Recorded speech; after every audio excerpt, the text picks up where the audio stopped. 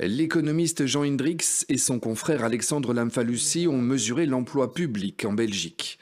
Administration fédérale, régionale, locale, enseignement, soins de santé et autres établissements publics.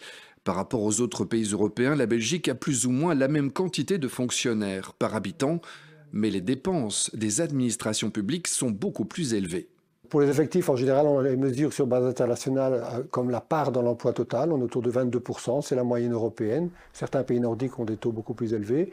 Par contre, en termes de coûts, il y a véritablement un dérapage, j'ai envie de dire. Parce que si je compare notamment par rapport aux Pays-Bas, par habitant, nous dépensons de l'ordre de 3 000 € en plus que les Pays-Bas sur les dépenses publiques totales.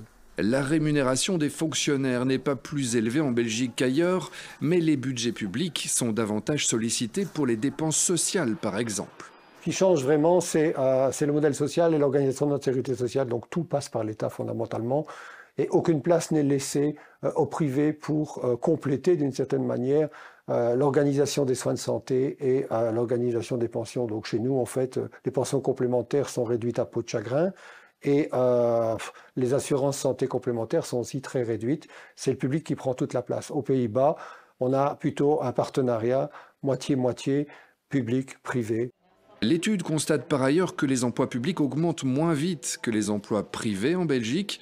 Le nombre d'emplois publics est aussi comparable en Flandre et en Wallonie par rapport au nombre d'habitants, mais la Wallonie a moins d'emplois privés pour financer ses dépenses. On a un nombre de fonctionnaires par habitant qui est comparable, mais on n'a pas nécessairement les moyens de soutenir un même nombre de fonctionnaires par habitant parce qu'on a un emploi privé plus faible en Wallonie par rapport à la Flandre. Donc si on exprime l'emploi public, non pas par habitant, mais pas dans l'emploi total, la part de l'emploi total, là ça peut varier du simple au double. Par exemple, entre la province du Luxembourg, on est autour de 30-32%, et dans la province de Flandre occidentale, on est à 17%. La Wallonie n'aurait donc pas les moyens de maintenir son niveau d'emploi public. D'après l'étude, c'est surtout au niveau communal que des efforts de rationalisation pourraient être portés.